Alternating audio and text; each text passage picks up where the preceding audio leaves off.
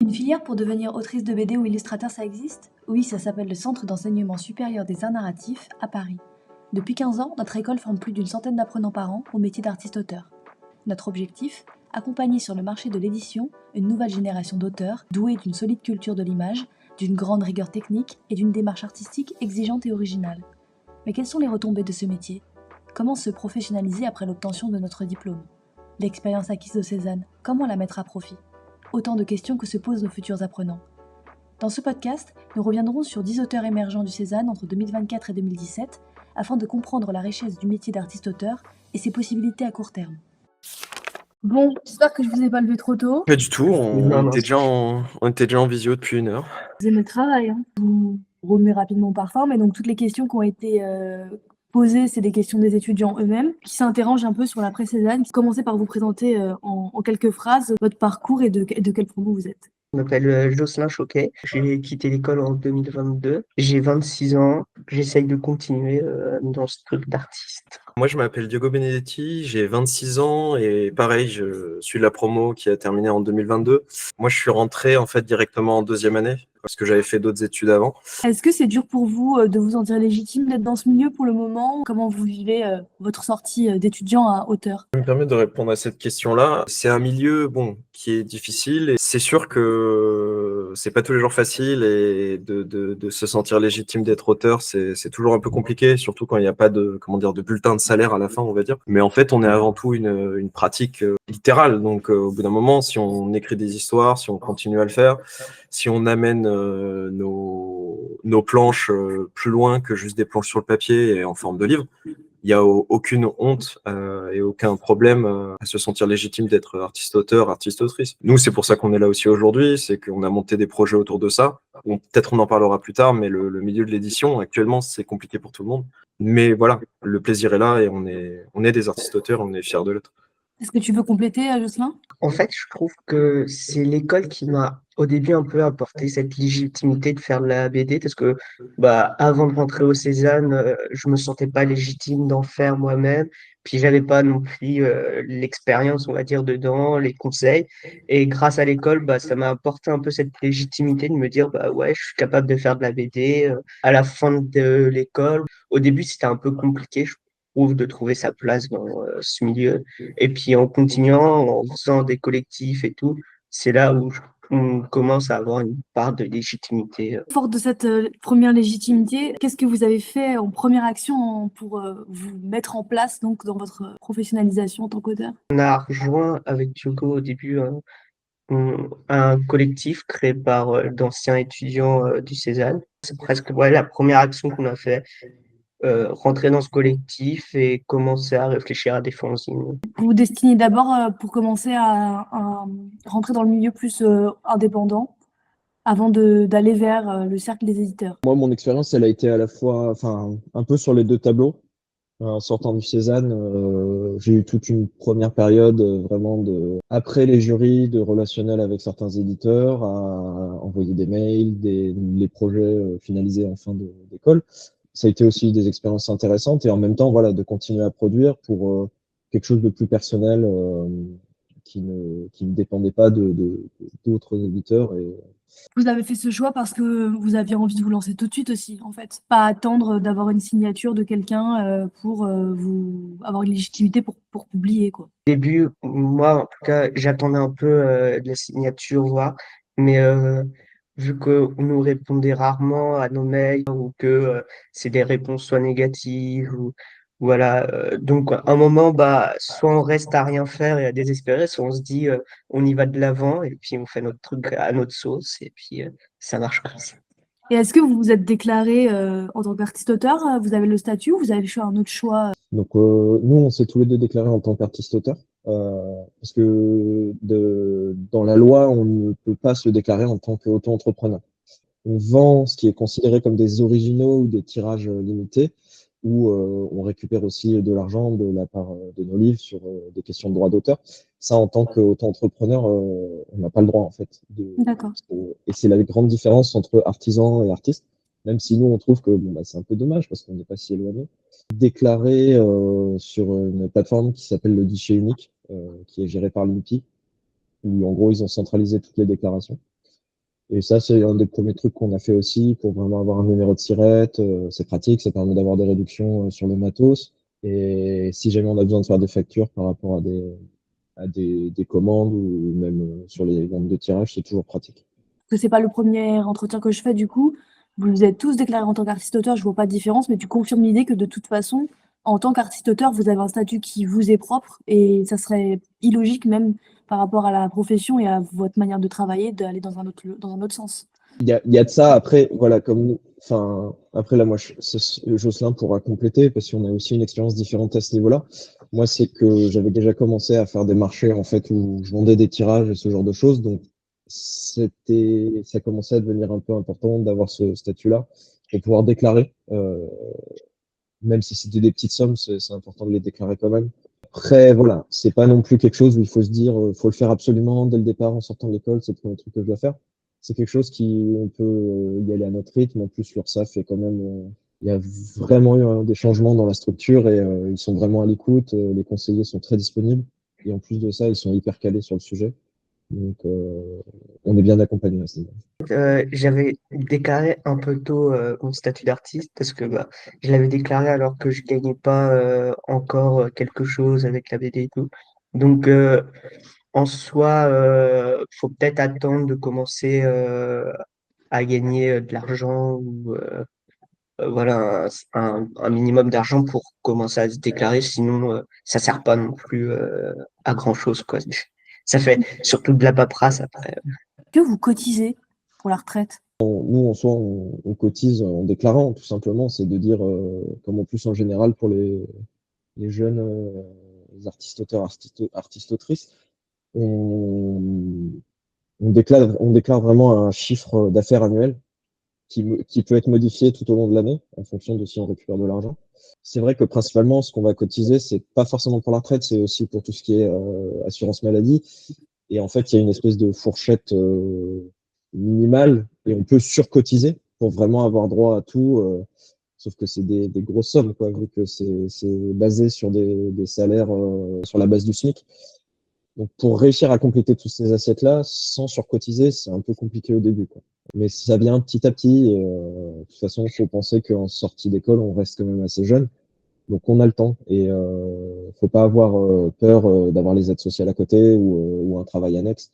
Où là aussi, on cotise, en fait, sur les travails annexes. Et, ça rentre dans la retraite, en fait. Comment est-ce que vous avez effectué votre transition d'un cadre scolaire à professionnel? Parce qu'il y a toutes ces questions effectivement de statut, mais qui ont été un parallèle à votre vrai pied dans le métier. Comment vous avez fait pour être autonome finalement face à tout ça? Pour ma part, on va dire, j'ai repris un peu un rythme comme à l'école où j'essaye de me lever le matin assez tôt, de me mettre à travailler, le midi de faire une pause et travailler jusqu'à 17-18 heures et puis après le soir refaire une pause et je me maintiens un peu un cadre comme ça et j'arrive comme ça à me prendre des moments de pause et des moments où vraiment je travaille sur mes projets.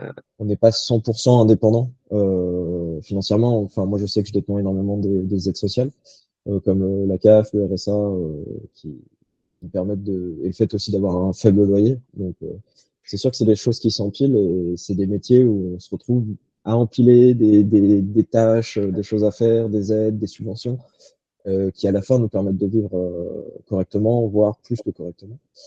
Euh, Certes, ça demande une petite pratique au début comment dire, de sobriété financière. Voilà, c'est pas forcément facile tous les jours. Mais en tout cas, ouais, moi je trouve qu'au début, on a quand même cette chance-là d'être en France et d'avoir ces aides sociales. On est légitime à les avoir, enfin, nos impôts servent à ça. Donc, pour se lancer dans ce milieu-là, moi, ça m'a été vraiment utile pour pouvoir vraiment me donner, avec mes économies, plus ça, une période où je sais que je peux produire. Et ça m'a permis pendant plus d'1 an de faire ça et du coup de vraiment mettre un pied dans ce milieu-là à plein temps. Tu as essayé au départ, donc, tu as multiplié tes possibilités économiques pour pouvoir passer d'un cadre scolaire à professionnel et avoir une sécurité financière te permettant de travailler à plat sur tes projets. C'est ça. Et en sortant d'école, c'est vrai que si on se met tout de suite à faire autre chose pour gagner de l'argent, après, chacun fonctionne différemment, mais moi, je sais qu'il y a vraiment cette peur de s'essouffler par rapport à notre pratique et de se dire, bah, en fait, au final, j'ai pas envie de reprendre ce truc-là et moi, j'adore ce que je fais et je me voyais pas faire autre chose directement en sortir d'école, quoi. J'avais envie de continuer mes projets. Cette année-là, pour moi, elle a été complémentaire vraiment à mes études parce que c'est là où j'ai vraiment appris toutes les coutures qui avaient déjà commencé à être abordées en cours et d'avoir un véritable regard et aussi développer un point de vue par rapport à notre milieu et ce qui s'y passe. Vous avez choisi quand même de travailler ensemble, de rester en contact. Donc d'abord par le biais du premier collectif que vous aviez rejoint, puis finalement vous avez monté les éditions Un seul homme à deux. Est-ce que vous pourriez parler un peu plus de ce projet, de ce choix de travailler ensemble, sachant que vous n'habitez pas dans la même ville en plus? Comment vous faites pour continuer à créer ce lien et monter des projets qui finalement sont plus ambitieux que peut-être si vous aviez été seul? On était dans un collectif et puis à un moment, pour diverses raisons, des questions de rythme de travail et de ce qu'on voulait faire aussi de notre côté, on a choisi de faire les éditions Un seul homme, du coup, au début, aussi dans ce truc-là de légitimité, on va dire, de notre travail, de dire, bah, on va s'auto-éditer nous-mêmes au lieu d'essayer d'attendre qu'on soit édité par des maisons d'édition standards.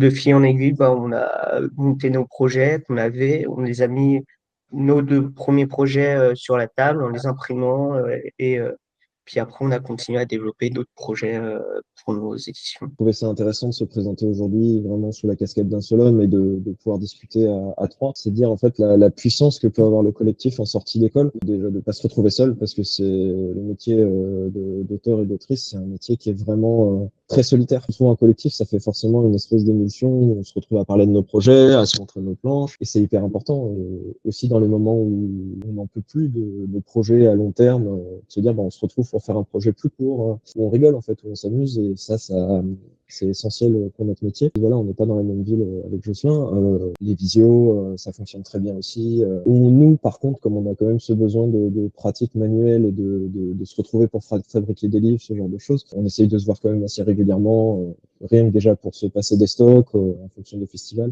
C'est quelque chose que tu envisages, Jocelyn, de partir à Angoulême ou... Bah, je me questionne beaucoup sur ça. Je pense sûrement y aller un jour à Angoulême. Parce que en vrai, bah, ça nous serait pratique, je pense, pour un seul homme de se retrouver pas trop loin. D'aller une semaine à Angoulême chez Diogo. On a vu la différence aussi de se retrouver en vrai pendant une semaine et comment on a avancé énormément plus que quand on est très éloigné. Vous êtes des personnes qui préféraient travailler seules ou en groupe finalement? Au sein d'un seul homme, parce que sur tout ce qui est le travail éditorial, donc pas forcément le travail d'artiste-auteur, c'est sûr que travailler en groupe, c'est plus agréable, parce que du coup, on se retrouve pas tout seul sur les tâches et c'est pratique.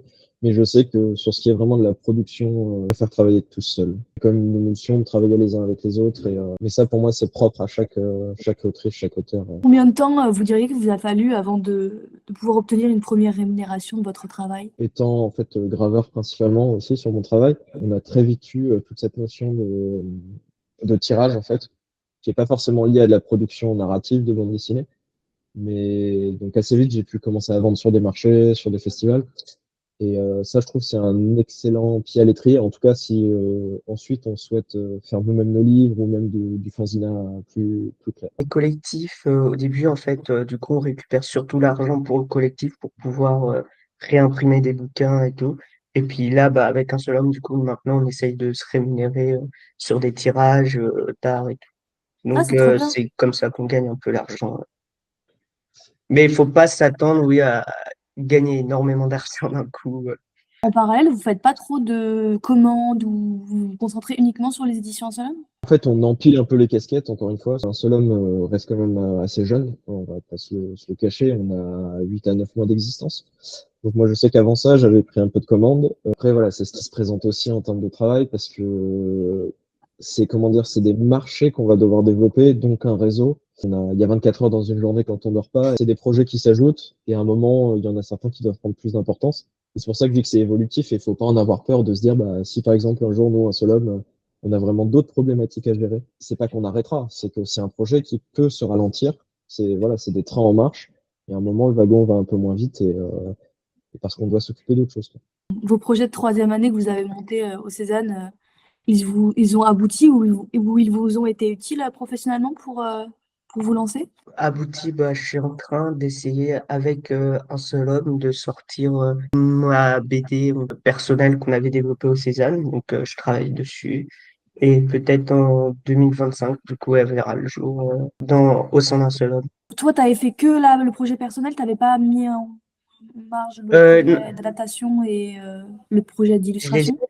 je les ai mis de côté, on va dire. J'en ai choisi un, de me concentrer sur un, plus que sur les autres. Après, on développe beaucoup de projets au Cézanne, donc bien, on sera attiré peut-être plus par l'un ou par l'autre. Donc, c'est peut-être difficile au début, en tout cas, de travailler sur les deux.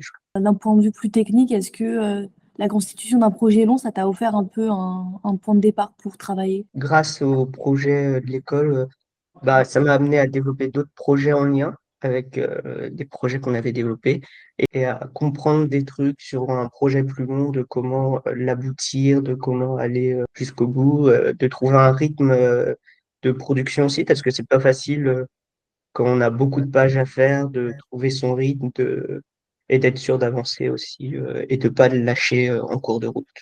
Je rejoins ce que dit Jocelyn sur la question du rythme. Moi, je sais que vu que c'est des projets que j'ai repris très vite en sortant de Cézanne, en particulier celui de l'adaptation, en fait, au début, permis de vraiment cadrer mon travail, de me donner des horaires, il y a vraiment encore des balbutiements et des recherches avec beaucoup de défauts.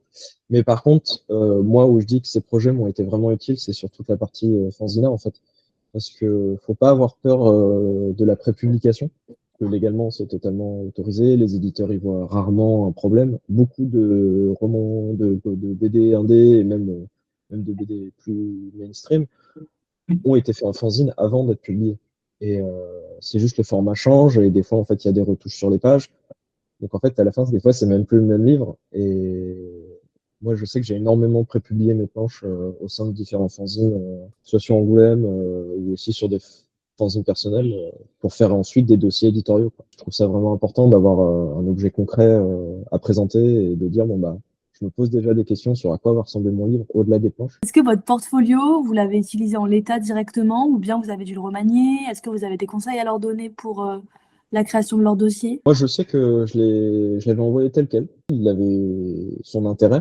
Par contre, un portfolio, c'est vraiment comme un petit jardin qu'on cultive en fait. Faut pas hésiter, comme les CV, en fait, à les remettre un petit peu à jour. Parce que je sais que moi, j'ai des écritures dans mes portfolios que je pratique plus en fait, même si elles sont tout à fait pertinentes. Donc moi, dans les conseils, je dirais vraiment de cultiver régulièrement, changer les images, et surtout, c'est vraiment de faire de la mise en situation, que ce soit des mock-ups, que ce soit aussi de dire bon bah c'est pour tel public, c'est pour tel type de presse, c'est pour tel type de commande. Et ensuite pour les portfolios de BD, pareil, c'est si on modifie des planches, faut les changer, faut les cultiver, c'est nos petits jardins personnels quoi, qui montrent notre travail et on n'a pas forcément envie de montrer un jardin bordélique et sale quoi, donc c'est bien de le nettoyer. C'est sûr que nos écritures, elles changent aussi. On est des jeunes auteurs, donc on cherche plein de domaines de graphique, on va dire, on explore plein de choses. Et puis des fois, on a abandonné certaines choses qu'on pratique plus ou qu'on fait plus pareil. Donc le mettre à jour assez régulièrement. Je pense aussi essayer de l'envoyer régulièrement pour de la commande à des gens pour le faire circuler. Déjà, vous avez eu l'occasion, vous, de rencontrer 3 fois des éditeurs, donc au 101 heures, à l'exposition de mi-parcours et à la fin de l'année. Est-ce que ces rencontres éditeurs vous ont été utiles? Est-ce que vous avez pu entretenir un lien avec ces éditeurs? Comment est-ce que vous faites pour créer un réseau autour de vous dans ce milieu-là? Moi, j'ai pas vraiment créé de lien avec les éditeurs qu'on a rencontrés à la fin du César. Pour le réseau, ce qui est assez utile, je dirais, avec les éditions Solom et tout, c'est d'aller en festival et comme on tient un stand, on rencontre aussi les autres acteurs du milieu et comme ça, notre réseau, il commence à se faire, quoi. T'es pas connu pour être un grand social aussi, Jocelyn. Est-ce Oui. que c'est facile pour toi d'aller vers les autres? Est-ce que comment tu fais pour sortir un peu de ta timidité C'est vrai que c'est pas facile. Je dirais que d'être dans un groupe, déjà, ça apporte énormément parce que on n'est pas tout seul, on soutient un projet et on soutient pas que notre travail, donc on porte aussi autre chose et ça permet un peu s'ouvrir aux autres plus facilement. Premier excellent côté que j'ai eu en fait avec ces rendez-vous éditeurs au sein du César, c'est déjà de me confronter à qu'est-ce que c'est un éditeur et de se rendre compte que c'est pas forcément la bête noire qu'on imagine et des gens très durs qui vont vraiment jeter notre travail et dire que ça mérite rien, que notre légitimité elle n'existe pas. Au contraire, enfin les éditeurs c'est des gens qui aiment le milieu en général dans lequel on évolue et il y a une volonté très bienveillante en fait. Et même certains aussi sont des grands timides, donc des fois l'auteur fait plus peur à l'éditeur.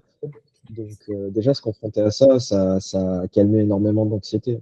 Euh, Après c'est toujours normal d'être stressé sur les premiers, mais plus on en fait, la relation devient facile.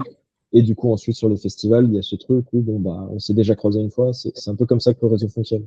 C'est de dire bon bah ok, on commence à la présence est hyper importante, on commence à voir la tête de la personne, à la reconnaître, à dire ok mais je reconnais sa tête, maintenant je reconnais son travail. Déjà au sein du Cézanne, voilà, on est connu comme étudiant dans une école de bande dessinée, donc cette fameuse légitimité elle est là, de dire qu'on travaille sur ça, qu'on a envie de devenir auteur ou autrice. Et derrière, c'est une fois sorti du Cézanne, comment continuer à cultiver ça? Bah, c'est en se rencontrant les éditeurs. Faut vraiment montrer qu'on est là, quoi, et qu'on a le droit d'être là et que notre travail est concret et existe.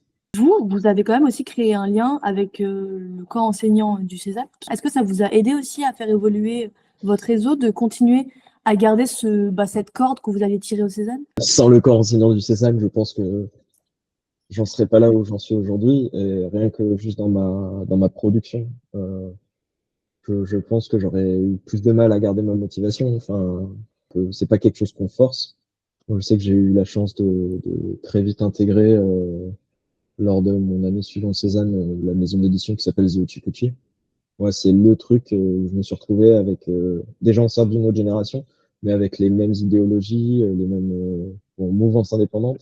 Ça m'a permis d'avancer très vite et de vraiment comprendre quelles sont mes envies et aussi de casser un peu cette timidité face aux éditeurs. Est-ce que vous pensez que développer vos réseaux sociaux, c'est utile? Développer ces réseaux, je pense que ça a son utilité, on va dire, pour communiquer sur notre travail, aussi en soi créer du lien avec d'autres personnes qui nous suivent, qu'on suit et tout. Ça permet de faire un réseau. Je pense qu'il faut prendre plaisir à le faire parce que si ça devient vraiment une charge de faire, d'être sur les réseaux sociaux et tout, ça vaut pas le coup pour le bénéfice que ça apporte. Moi, j'ai une vision un peu plus pessimiste, on va dire, parce que je trouve que les réseaux sociaux ont pris une importance dans nos métiers qui sont à la fois un très bon côté, c'est un excellent outil en fait, comme disait Jocelyn, pour la communication, pour partager notre travail, pour le faire valoir. Par contre, c'est sur toute la manière de produire son contenu. Moi, je sais que même sur ma communication, des fois, j'ai tendance à me forcer un peu et je le vois bien sur les statistiques en fait que ça marche pas aussi bien parce que je prends pas de plaisir et que c'est quelque chose que je me trimballe à la fin de la journée alors que j'ai déjà une journée bien remplie. Et ne pas être actif une journée ou deux, c'est pas grave. Il y a d'autres personnes qui embrasseront pleinement ce côté-là et qui en feront une partie de leur quotidien. Après, c'est encore une fois une question de point de vue et de personne. En dehors de vous deux, vous avez gardé des liens donc, avec les gens du Cézanne. Est-ce que, par exemple, pour les éditions Un Seul Homme, vous avez prévu d'intégrer d'autres personnes du Cézanne ou bien que ça vous a donné envie de créer des parallèles avec d'autres collectifs, peut-être, d'anciens? En particulier, si on parle d'un seul homme, nous actuellement, on travaille sur une revue, donc où l'appel à projet est actuellement disponible. Sur nos réseaux ou même si vous nous contactez, nous, on vous redirigera vers toutes les informations. Et nous, c'est une volonté qu'on a, travailler avec d'autres personnes avec qui on s'entend bien, qui nous, en fait, commencer à créer des relations de confiance. Nous, on sera toujours à fond là-dedans. On produit au Cézanne et on produit pas seulement en quantité, mais aussi en qualité. Enfin, il y a quelque chose des écritures qui sont développées, elles sont pertinentes, elles sont novatrices et je pense que beaucoup d'étudiants Cézanne ont vraiment, enfin, au-delà du talent aussi, ont une force de travail et des envies de ce milieu-là.